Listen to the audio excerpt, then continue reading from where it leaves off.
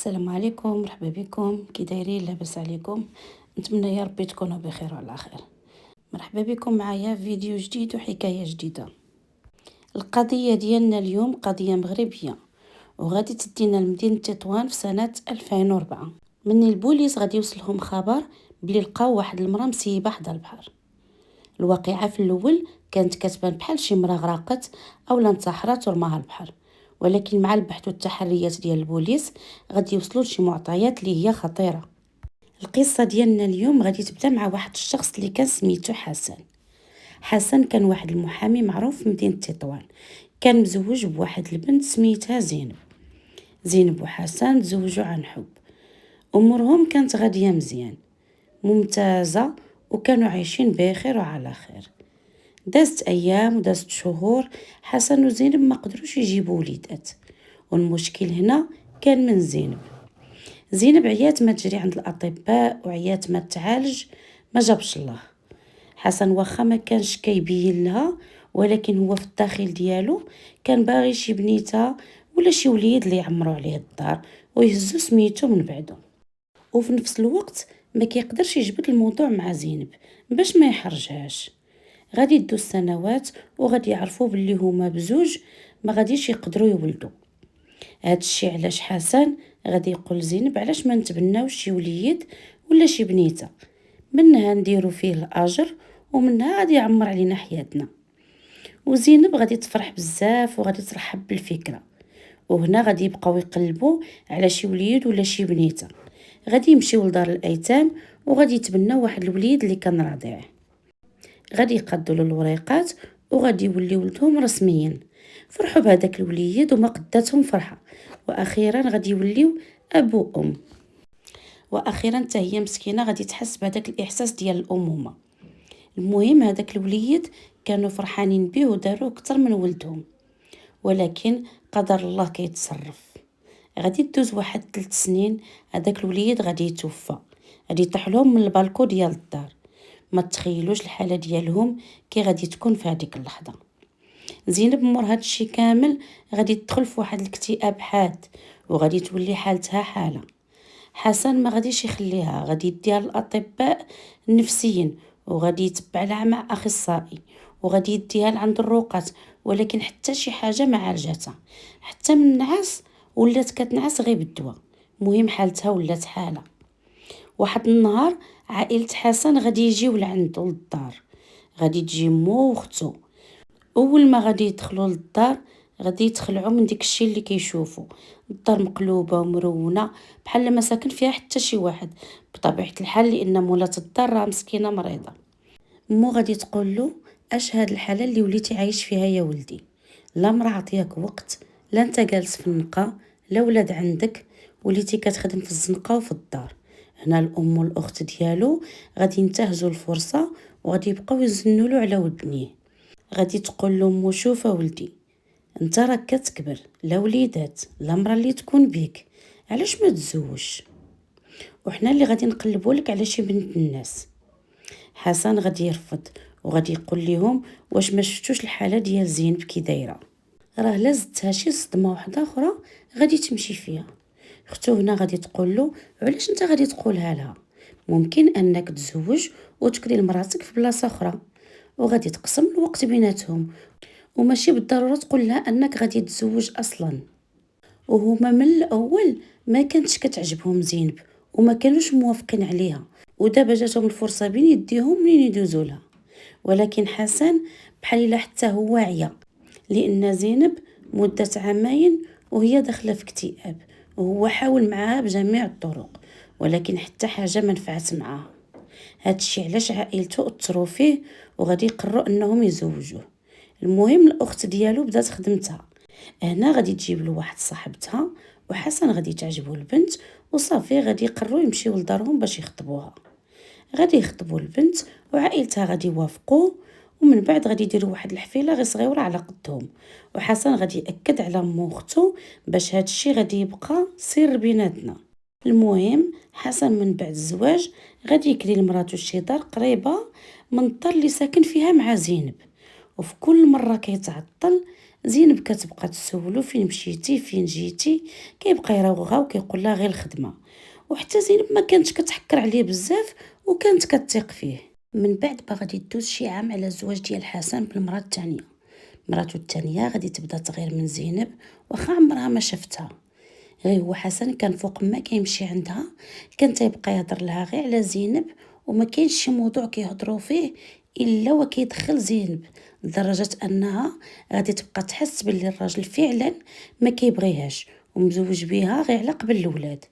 وسبحان الله في هذا الوقت هذا بالضبط زينب غادي تبقى تعافى من الاكتئاب ديالها. هادشي غادي يخلي حسن انه يبقى يعطيها وقت اكثر من الاول، وهذا الشيء هذا ما غاديش يعجب المراه الثانيه، وغادي تمشي لعند صاحبتها اللي هي اخت حسن وغادي تبقى تشكى عليها وغتقول لها راه خوك ما بقاش كيجي عندي بزاف وما بقاش كيديها فيا. وهي تقول لها وانت شنو مازال كتسناي؟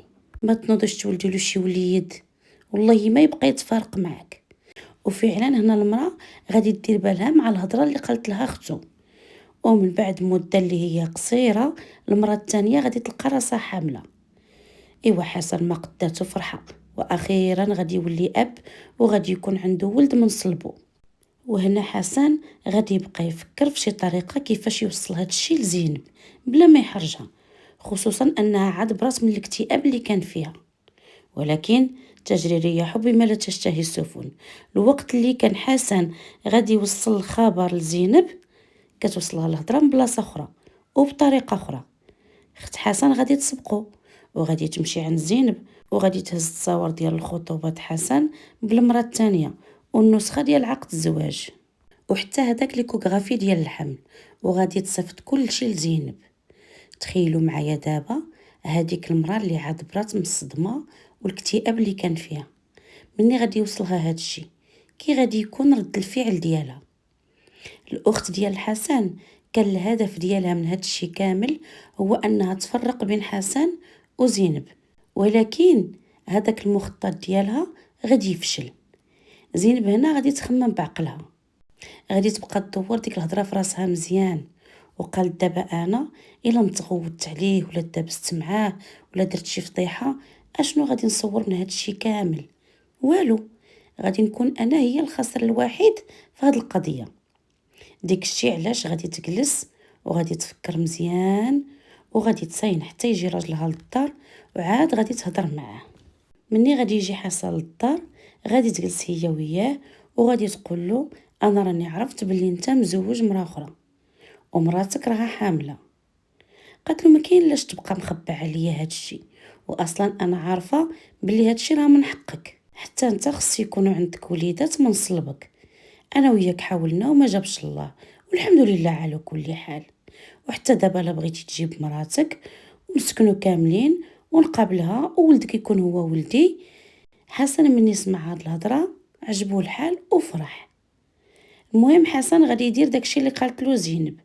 حسن مشى عند المراه الثانيه طرح عليها الموضوع، بصراحه حتى هي ما عرضاتوش ووافقت انها تعيش معاهم مجموعين. في الاول كانت الامور غاديه مزيان، وحسن حتى هو بالطور ديالو كان كيعدل بيناتهم. ومع الوقت زينب غادي تبدا تلاحظ باللي حسن ولا عاطي واحد الاهتمام كبير غير للمراه الثانيه، وخصوصا انها حامله. هو هذيك التصرفات كانت كتجي عاديه لانه من جهته هو هذيك راه غير الفرحه ديال الوليد اللي غادي تزاد عنده. ولكن زينب هذا الشيء كان تاثر فيها وغادي تبقى تحس مع الوقت انها غير زايده وغير مرغوب فيها في ديك الدار، والمهمه ديالها الوحيده هو انها تهلا في شريكتها، خصوصا انها حامله بالوليد اللي سنين وحسن كيتسنى فيه. غادي نوقفوا هنا شويه وغادي نزيدو بالقصه بواحد الشهرين لقدام. فاش واحد زوج ديال الرجال غادي يكونوا كيتمشاو في شاطئ السعيديه، غادي تبان لهم واحد المراه راميها على البحر. غادي يقربوا لها وغادي يحاولوا يسعفوها، ولكن غادي يلقاوها فات الفوت والمراه ميته. هنا غادي يتصلوا مباشره بالشرطه اللي هما بالدور ديالهم غادي يتصلوا بالاسعاف.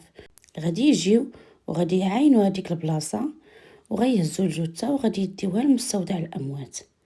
تما غيقدروا يتعرفوا على هذه الضحيه اللي كانت في العشرينات من عمرها، كانت حامله في شهرها الثامن.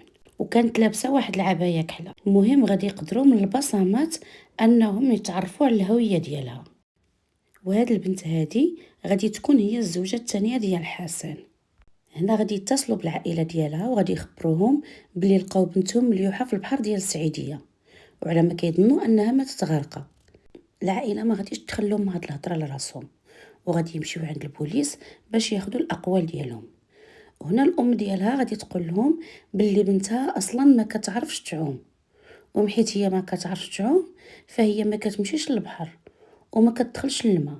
البوليس هنا غادي يتصلوا براجلها حسن اللي غادي يجي عندهم وغادي ياكد لهم باللي فعلا كانوا في مدينه السعيديه. قال لهم باللي خديت واحد الفيلا باش ندوز فيها واحد العطله انا والعيالات ديالي. قال لهم دوزت معاهم واحد اليومين وجيت لتطوان حيت كانت عندي شي خدمه مشيت نقضيها، وعوال ملي غادي نسالي خدمتي غادي نرجع عندهم باش نكمل العطله ديالي. كنتفاجئ باللي مراتي الاولى زينب كتصل بيا وكتقول لي باللي مراتي الثانيه خرجت وما عاودتش رجعات، وبحكم هذيك الساعه كان الوقت متاخر، كنت ناوي باش غادي نرجع عندهم الصباح باش نشوف شنو كاين. وقلت مع راسي ممكن تكون مشات غير عند اختها لان اختها كتسكن قريبه من تما، غتشوفها وغادي ترجع. البوليس هنا غادي يمشيو مع حسن الفيلا اللي كان كاري، وغادي يتلاقاو مع زينب وغادي يسولوها. زينب كانت كتقول لهم نفس الهضره اللي كانت يقول لهم حتى حسن. قالت لهم باللي هي في هذاك الصباح قررت تخرج تمشى في جنب البحر، وانا كنت عيانه شويه ومشيت نتسكي. قالت لهم وصلت العشيه كنتسناها تجي ما جاتش، هادشي اللي خلاني نخرج نقلب عليها، ولكن الدنيا كانت عامره بزاف وما لقيتهاش. وهنا مني رجعت الفيلا اتصلت براجلي وقلتها له، هو قال لي صافي انا غادي نجي غدا ان شاء الله في الصباح ونقلب عليها. حتى لهنا الامور كلها كانت غاديه مزيان. في هذا الوقت هذا غادي يخرج تقرير ديال الطبيب الشرعي. الطبيب الشرعي تيقول باللي فعلا السيده ماتت غارقه، ولكن ماشي غارقه في البحر، لان الكميه ديال الماء اللي لقاو في الريه ديالها فيها واحد النسبه ديال الكلور، وهذا الشيء كيأكد باللي هذا الماء هذا ما كانش ديال البحر، كان ديال لابيسين. وزيد على هذا الشيء الضحيه كانت معرضه للضرب قبل ما تغرق، وهذا الشيء كيأكد حاجه وحده، وهي ان السيده ماتت مقتوله وماشي كيف ما كان كيبان لهم في المره الاولى باللي ماتت غارقه. واحد من المحققين هنا غادي يتفكر باللي الفيلا اللي كان كاري حسن كان فيها واحد لابيسين، وهنا غادي يستدعيو زينب باش يعمقوا معها البحث. زينب اول ما غادي تشوف البوليس رجعوا باش يديوها غادي يبان عليها واحد التوتر، غادي تكون واقفه قدامهم وكتبقى تجر في كمامها وكتغطي يديها. وغادي يرد لها البال واحد من المحققين وغادي يقول لها واش ممكن تعري على يديك. هنا زينب مني غادي تعري يديها غادي يكونوا كاملين مخبوشين، غادي يقول لها شنو هو السبب ديال دوك الخباشي اللي في يديك. زينب هنا غادي تبقى كترابغهم في الهضره، غتقول لهم مني خرجت نقلب عليها تعرضوا لي الشفاره وبغاو يكريسيوني. غادي يقولوا لها واش الشفاره مني كيبغيو يكريسيو كيخبشوا؟ قالوا لها شوفي دابا غير سهل علينا الامر، وإلا عندك شي حاجه ما تقولي غير قوليها بلا ما تزيدي تصعبي على راسك الامر وصعبيها علينا حتى حنا راه عرفنا كل شيء، دابا غير اعترفي وقولي لنا شنو وقع. واخا هكاك زينب ما بغاتش تعترف. هنا غادي يضطروا ياخذوا واحد العينه منها باش يقارنوها مع ديك العينه ديال لا دي ان اللي لقاو تحت الضفار ديال الضحيه، وفعلا غادي يطلع واحد التطابق.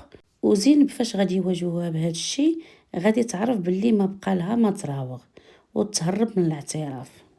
زينب هنا غادي تبدا تعاود لهم القصه ديالها من الاول حتى للتالي، غادي تعاود لهم على عيشتها مع راجلها وغادي تقول لهم باللي من نهار دخلت هاد المراه الثانيه في حياتنا وحنا حياتنا كتضيع نهار على نهار، وغادي تقول لهم باللي جاتني الفرصه باش نتخلص منها منين عرفت انها ما كتعرفش تعوم. تما دفعتها في لابيسين وقدرت نتحكم فيها بسهوله وما طلقتها حتى ماتت. وفاش شفت الجثه ديالها تخلعت، وهنا اتصلت بالصديقه ديالي اللي جات عاونتني وهزيناها ورميناها حدا البحر باش تبان البوليس في القضيه باللي راها غرقت.